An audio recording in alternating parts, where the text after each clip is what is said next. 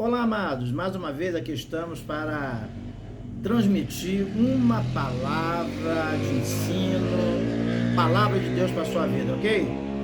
Então, nesse domingo, a lição de número 12, a bondade de Deus em nos atender.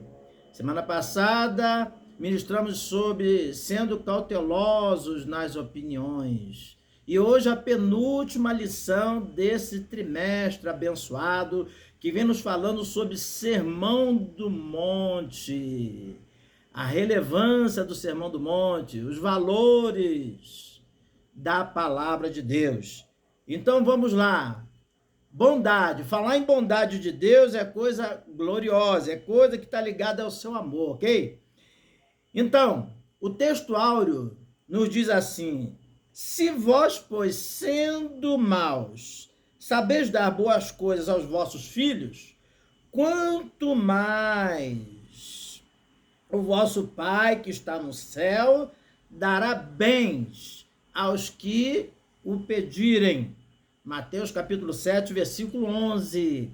E a verdade prática nos diz assim: Deus é um Pai amoroso que concede aos seus filhos aquilo que realmente é bom para eles.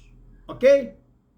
E a nossa leitura bíblica em classe está no livro de Mateus, capítulo 7, do versículo 7 ao 20, ok? Vamos ler. Nos diz assim: pedi, dar-se-vos-á, buscais, encontrareis, batei e abrir-se-vos-á. Porque aquele que pede, recebe, e o que busca, encontra, e o que bate, se abre. E qual dentre vós é o homem que, pedindo-lhe seu filho pão, lhe dará uma pedra? Ou pedindo-lhe peixe, lhe dará uma serpente? Se vós, pois, sendo maus, sabeis dar boas coisas aos vossos filhos, quanto mais o vosso Pai que está nos céus dará bens aos que lhe pedirem. Portanto, tudo o que vós quereis que os homens vos façam, fazei-lhe também vós, porque esta é a lei e os profetas. Entrai pela porta estreita, porque larga é a porta, espaçoso o caminho que conduz à perdição, e muitos são os que entram por ela.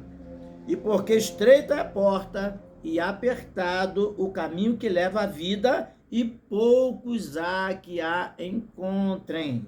Acautelai-vos, pois, dos falsos profetas que vêm até vós vestidos como ovelhas, mas interiormente são lobos devoradores. Por seus frutos os conhecereis. Porventura colhe-se uva dos espinheiros, ou figos dos abrolhos? Assim toda árvore boa produz bons frutos, e toda árvore mal produz frutos maus. Não pode a árvore boa dar maus frutos, nem a árvore má dar frutos bons. Toda árvore que não dá bom fruto, corta-se e lança-se no fogo. Portanto, pelos seus frutos os conhecereis. Ok? Então tá aí. Texto áureo, verdade prática, leitura bíblica em classe, ok? Então vamos aí entrar na introdução, essa introdução abençoada. Fica aí, ok? Aguarde rapidamente. Inscreva-se no canal, ok? Canal aí do YouTube. Inscreva-se, deixe seu like, comente, compartilhe. Principalmente inscrever, deixar o seu like, porque o YouTube assim entende que o vídeo é relevante e assim indica para outras pessoas para que sejam abençoadas, para que sejam também edificadas, ok? Igual você está sendo agora. Então vamos lá. Continuidade, introdução. Nessa lição aprenderemos que Deus é bom e que Ele ouve as nossas petições, suprindo todas as nossas necessidades. Pedi, dá-se-vos-á. Buscai, encontrareis. E batei, e abrir-se-vos-á. Veremos também que aqueles que entram pela porta estreita conseguem viver segundo os preceitos de Deus proposto por Cristo no Sermão do Monte. Já vimos que o Sermão do Monte, ele não é somente o capítulo 5, ali das bem-aventuranças, Mas o Sermão do Monte, ele abrange também o capítulo 6 e o 7. Então, são 3 capítulos abrangendo o Sermão do Monte, ok? O Senhor é bom, e aqueles que têm uma vida de comunhão com Ele e procuram viver cheios do Espírito Santo, está lá em Efésios 5,18. Enchei-vos do Espírito. Isso quer dizer, enchei-vos do Espírito Santo. Examinando a palavra, não serão jamais enganados pelos falsos profetas. Então está aí, Mateus 7, versículo 15, pelo qual já lemos aí, na leitura bíblica em classe. Acautelados, porém, dos falsos profetas que vêm até vós vestidos como ovelhas, mas naturalmente são lobos devoradores. Então vamos lá, primeiro tópico, a bondade de Deus. Subtópico 1, definição de bondade. Nos diz assim, a palavra bondade é definida como qualidade ou caráter de bom. Boa índole, benevolência, brandura e boa ação. Filosoficamente, a bondade é descrita como sendo o princípio mais elevado da moral. Na visão grega, a benignidade era vista como o mais sublime atributo. Assim, a bondade no aspecto filosófico é vista como um valor que é atribuído à ação de uma pessoa. A bondade é um dos atributos de Deus, mas não do homem. O apóstolo Paulo declarou, porque eu sei que em mim, isto é, na minha carne, não habita bem algum, e com efeito, o bem que quero fazer, não faço, mas o mal que não quero, isso faço. Então está aí em Romanos capítulo 7, versículo 18, ele admitindo que muitas vezes, até querendo fazer o bem, ele acabava fazendo o mal, ok? Ao pecar, o homem se tornou um ser desprovido de justiça original e sem estima para com as coisas santas relacionadas a Deus, passando a ter tendência para o mal, para as práticas imorais. Daí a razão da ênfase de Jesus para o novo nascimento. João capítulo 3, versículo 3. Jesus nos dizendo, aquele que não nascer de novo não pode entrar no reino de Deus, ok? Somente entrando pela porta estreita e pelo caminho apertado, Mateus 7,14, onde já lemos que Jesus fala para entrar pela porta estreita, que é o que leva à salvação, ok? Ele faz menção dessa metáfora, da porta estreita, da porta larga, dizendo que a porta larga é o caminho que leva à perdição. Então, precisamos entrar pela porta estreita. Podemos desfrutar da graça divina e ter a nossa natureza transformada para, de fato, fazermos o que é bom. Então, com a nossa natureza transformada, nós vamos, de fato, fazer o que é bom. Sem a natureza transformada, é muito difícil, é complicado nós fazermos bondade, ok? Porque o nosso homem interior, que é mau, vai procurar sempre estar na frente para fazer o mal. Daí a importância do novo nascimento, ok? Então vamos lá, bondade, apesar de dizer aqui que é um atributo de Deus, no sentido, mas é um atributo comunicável, não é um atributo incomunicável, como por exemplo, a onisciência, a onipresença, a onipotência, que são atributos exclusivos de Deus. Então a bondade, apesar de ela ser permanente em Deus, ela é comunicável ao homem, né? Quando está vendo, nós falamos assim, ó, aquela pessoa é boa, não é assim? Aquela pessoa é uma pessoa boa, não é? Aquele homem é bom, aquela mulher é uma pessoa boa, ok? Então o homem, ele tem condição de praticar bondade, fazer coisas boas, ok? Porém, Deus, na sua amplitude, de uma forma ampla, de uma forma plena, ele é bom. Deus é bom o tempo todo, Deus é bom, ok? Então, porta estreita e porta larga, sabemos que entrar pela porta estreita está se referindo a Jerusalém, onde havia os muros na entrada de Jerusalém, havia lá várias portas, havia portas estreitas e portas largas, e quando chegava à noite, por questão de segurança, essas portas maiores, mais largas, eram fechadas, só ficava a estreita. E daí a pessoa, para entrar naquela porta, tinha uma certa dificuldade, precisava estar de joelho. Muitas vezes a pessoa vinha em um camelo, tinha que deixar as bagagens, e o camelo tinha que se abaixar para passar, e a pessoa também tinha que se abaixar ali para passar de joelho. Então, tudo é questão de segurança para dificultar uma invasão inimiga. Então, daí, o caminho apertado, estreito, isso quer dizer renúncia. No mundo espiritual, precisamos renunciar os nossos prazeres carnais, as nossas vontades, para procurar fazer a vontade de Deus. Então, daí, a porta estreita leva ao céu e a porta larga é o caminho da perdição que leva ao inferno. Então, por isso, Jesus diz, porfiai. Isso quer dizer, esforçai-vos por entrar pela porta estreita. Algumas traduções falam esforçai-vos, certo?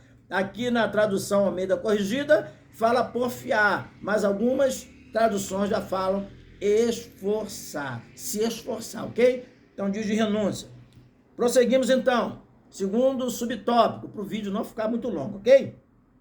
A bondade de Deus no aspecto bíblico. Nas Escrituras Sagradas, a bondade é definida como qualidade do que é bom. Então, temos aí Êxodo 33, 19. Deus fala sobre a sua bondade. Deus é bom por natureza, por isso João disse que ele é amor. 1 João, capítulo 4, versículo 8, está escrito, quem não ama não conhece a Deus, porque Deus é amor. E fonte de toda benignidade, de modo que podemos expressar o que é real e verdadeiro.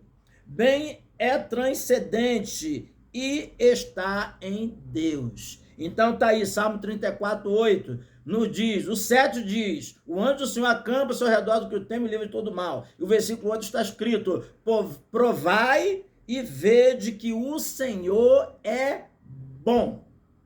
Bem-aventurados que nele se refugiam, ou que neles confiam. Então, várias partes da Bíblia, a Bíblia vem dizendo, o livro de Salmos principalmente, tem muitas essas expressões, dizendo que o Senhor é bom. O texto de Mateus 19, 17 ao 26, mostra a pergunta do jovem rico a respeito da vida eterna. Bom mestre, que bem farei para conseguir a vida eterna? Então Jesus pergunta, por que me chamas bom? Segundo a Bíblia da aplicação pessoal, Jesus deixa claro ao jovem que a salvação não é por meio de boas obras. Se estas não forem acompanhadas pela fé e pelo amor de Deus, ok? Então nos diz, a fé e o amor são implantados em nossos corações, mediante a ação do Espírito Santo. Então está escrito lá no livro de Romanos, porque o amor de Deus está derramado sobre nós através do Espírito Santo, ok? Então, nós já temos o amor, nós não precisamos ficar orando a Deus pedindo amor. O amor é algo que nós precisamos decidir, que nós precisamos colocar em prática, ok? Porque ele já está dentro de nós através do Espírito Santo que já habita em nós, os salvos, ok? Então, vamos avançar para o subtópico 3. Está escrito, a bondade de Deus no aspecto teológico. Teologicamente, o termo bondade é amplo, envolve santidade, retidão, verdade, amor, benevolência, graça e misericórdia. Logo, fica evidente que apenas o Deus da Bíblia é verdadeiramente bom, ok? Então, só ele é continuamente, conforme já falamos, o tempo todo ele é bom. Podemos ver a bondade dele no seu amor para conosco, João 3,16, porque Deus amou o mundo de tal maneira que deu seu Filho único, unigênito, para que todo aquele que nele crê não pereça, mas tenha a vida eterna. Amor que revela a perfeição divina. Também podemos ver a benignidade do Senhor no seu cuidado para conosco, atendendo às nossas necessidades. Salmo 23, o Senhor meu pastor, nada me faltará. Detalhe, não é e nada me faltará. Não existe essa conjunção e, ok? Então, é o Senhor é meu pastor, vírgula, nada me faltará, ok? Também Mateus 7,11, como já lemos. O Senhor é bom e a sua graça é dispensada até para os que não merecem nada. Por quê? A Bíblia nos diz que Deus levanta o sol e a chuva sobre justos e injustos, ok? Levanta o sol sobre justos e injustos e ele desce a sua chuva sobre maus e bons, ok? Então, nesse sentido, nós vemos que Deus é bom até para quem é mau. Amém? Glória a Jesus. Então, nos diz aqui, mesmo sendo imperfeito, jamais, diariamente, ou melhor, jamais daríamos aos nossos filhos uma pedra por pão ou uma serpente por peixe. Então, o que o Deus bondoso não fará em nosso favor se pedirmos tudo em oração, segundo a sua perfeita vontade. Então, João 15:7 está escrito, se vós estiveres em mim, as minhas palavras estiverem em vós, pedireis o que quiseres e vos será feito.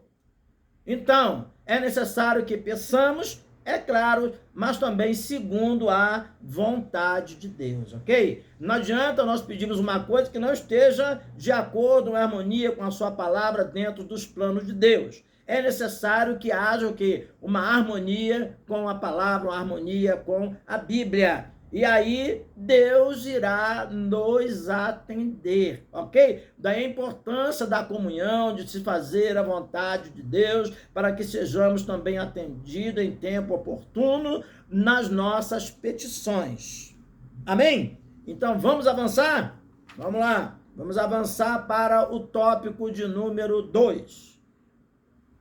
Então nos diz assim, há 2 caminhos para escolher. Subtópico 1, a porta e o caminho no aspecto bíblico. Ao apresentar as figuras da porta e do caminho no Sermão do Monte, Cristo estava dando ênfase à ação de se iniciar algo novo, uma nova comunhão.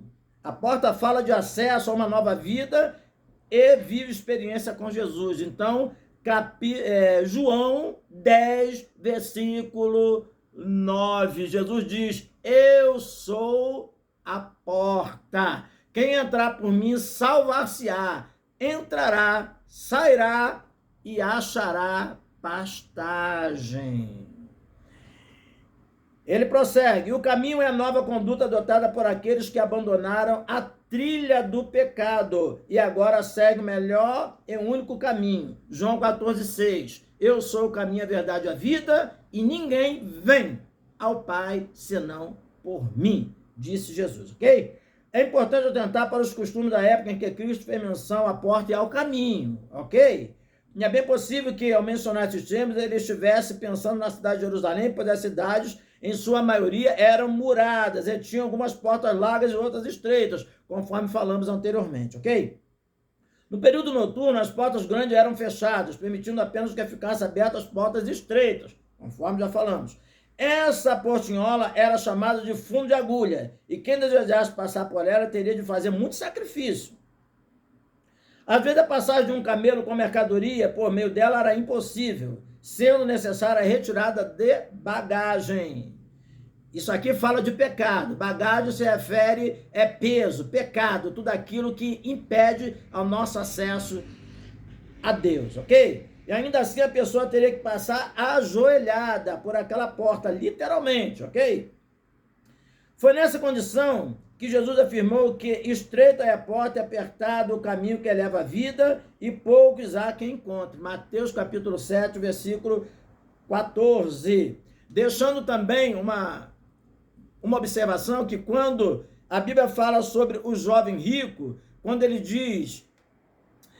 bom mestre, ele diz que eu sou mais bom é o Pai que está no céu, ok? Então, depois de tudo aquilo ali, que aquele jovem se recusa a seguir Jesus, Jesus diz assim, quão dificilmente entrará um rico no reino de Deus. É mais fácil entrar um camelo no fundo de uma agulha do que entrar um rico no reino de Deus. Então, essa agulha não é agulha de costuras, ok? Essa agulha é essa portinhola estreita lá no muro de Jerusalém, que ele referiu aqui, que eu já falei, que agora ele referiu de novo aqui na lição, que à noite só ela estava aberta por segurança, a pessoa tinha que passar com muita dificuldade ali, porque ela era muito estreita, por questões de segurança, ok? Então, continuemos. Subtópico 2.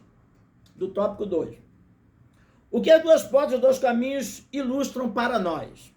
A porta estreita é a que conduz à vida eterna. João 10, do 7 ao 9. Jesus estava mostrando que é o único caminho que pode conduzir o pecador à vida eterna com Deus. Os atos religiosos e as boas obras não podem levar o homem ao céu.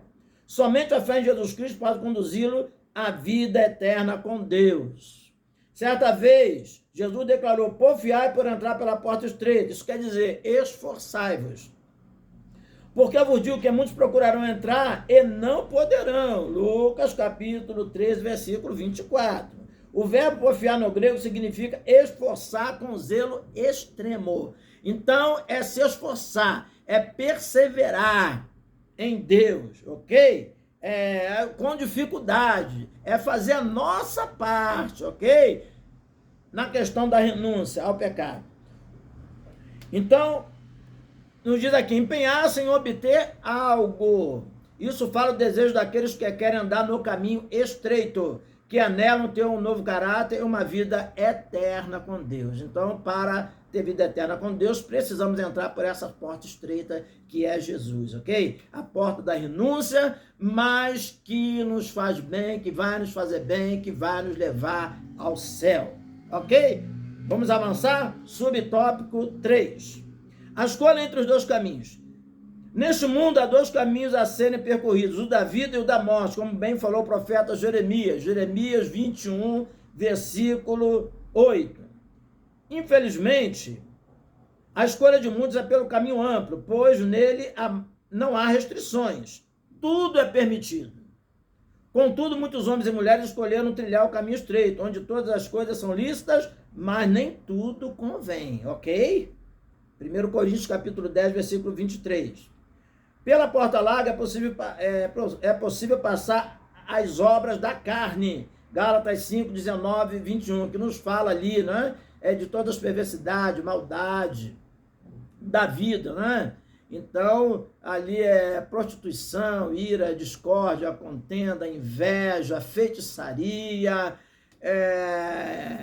emulações. Então, tudo que a carne quer, que a carne gosta, mas que desagrada e que entristece ao Espírito Santo de Deus. Então tá aqui, ó, prostituição, impureza, inimizades, porfias, peleja e todo tipo de pecado.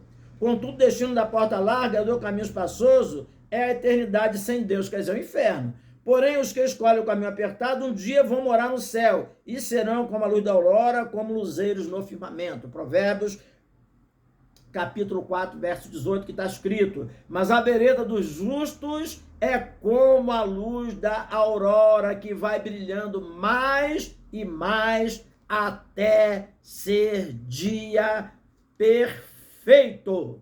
Aleluia! Glória a Deus! Então, vamos avançar. Último tópico, ok? Vamos lá. A mentira dos falsos profetas. Cuidado com as falsas aparências. Subtópico 1 do tópico 3. Na advertência de Cristo contra os falsos profetas, o mestre alerta a respeito da importância de estarmos sempre vigilantes, pois além de perigosos e de seduzirem outros ao erro, os falsos profetas são lobos disfarçados de ovelhas. Sabemos que o lobo é predador das ovelhas e que elas têm pouca capacidade para fazer sua defesa. Jesus faz menção dos falsos profetas logo depois do ensino a respeito dos dois caminhos, pois estes, com suas mentiras, acabam levando as pessoas para o caminho espaçoso que conduz à perdição, ok? O crente precisa ter todo o cuidado e estar constantemente em oração, buscando discernimento espiritual para não ser iludido pela boa oratória e as palavras bonitas dos que se dizem profetas, mas não são. Os falsos profetas podem até parecer dóceis, mansos, se vestirem como ovelhas, mas por dentro são lobos vorazes. Está em Atos capítulo 20, 29. Paulo advertindo que depois da sua partida entrariam no meio da igreja, do povo, lobos cruéis que não perdoariam o rebanho. Ok? Então, prosseguimos. Estes demonstram ter piedade, fazem longas orações, profetizam, mas é tudo aparência. 2 Timóteo, capítulo 3, versículo 5. Então não podemos nos deixar levar. E o discernimento é o quê? A oração. O discernimento é o quê? A palavra. Estarmos tomando posse da armadura de Deus, segundo está no livro de Efésios, capítulo 6, lá do versículo 10 ao 17, tomar posse de toda a armadura de Deus para que possamos estar firmes contra as astutas ciladas do diabo. Prosseguimos, avançando, subtópico 2. Como detectar os falsos profetas? Ele está interrogando. De acordo com a Bíblia de Estudo da Aplicação Pessoal, podemos facilmente identificá-los, porque em seus ensinamentos minimizam a Cristo e glorificam a si mesmo. Isso quer dizer, os falsos profetas, eles se exaltam, querem mostrar aparência e não glorificam a Cristo. A Bíblia diz que só o Senhor é digno de toda a honra, toda a glória, todo o poder, todo o louvor, toda a adoração. A Bíblia diz, dai honra a quem tem honra, ok? Porém, toda a honra, toda a glória, todo o poder, toda a adoração é dada a Cristo Jesus. Por isso, ele tem que estar na direção, na frente, e ele precisa ser glorificado, aleluia, na nossa vida, ok? Então é isso que ele está dizendo aqui. Também podemos identificá-los pelos seus frutos. Mateus 7,16, pelos seus frutos conhecereis. Isso quer dizer, as ações, o caráter, a moral, a maneira como se comportam continuamente e não se arrependa da sua mal conduta, ok? Então, isso é mau fruto. A árvore pode estar frondosa, com muitas folhas, oferecendo uma boa sombra, mas se ela não der bom fruto, será cortada. Mateus 7,19. A imagem do fruto usada por Cristo se refere ao caráter e à conduta do profeta, conforme já dissemos anteriormente. Ainda podemos acrescentar mais um elemento significativo para detectar o falso profeta. O seu ensino. Se ele ensinar alguma outra doutrina e se não conforma com as são palavras de nosso Senhor Jesus Cristo, 1 Timóteo 6,3, é soberbo, nada sabe e não deve ser reconhecido como profeta do Senhor. Então, as palavras do pregador, do mestre, daquele que ensina, precisa estar em harmonia, de acordo com a Bíblia Sagrada, com a palavra de Deus. Se não tiver em harmonia com a palavra de Deus, não receba, porque o tal é soberbo, ok? O tal não merece honra e não deve ser reconhecido como profeta, ok? Vamos lá, já estamos terminando. Aguarde aí, segura aí. Subtópico 3, uma análise criteriosa. Uma análise criteriosa. Tanto no Antigo quanto no Novo Testamento, vamos encontrar muitos falsos profetas que se levantaram para tentar enganar os servos de Deus. Em geral, eles profetizavam somente aquilo que as pessoas desejavam ouvir, não se cansavam de dizer que foi o Senhor que disse. Ao ensinar a respeito do futuro, Jesus afirmou que surgirão falsos profetas, enganarão a muitos. Mateus 24, 11. Observe o cuidado que temos que ter. Ele diz que não enganarão, não é poucos, enganarão a muitos. Ok?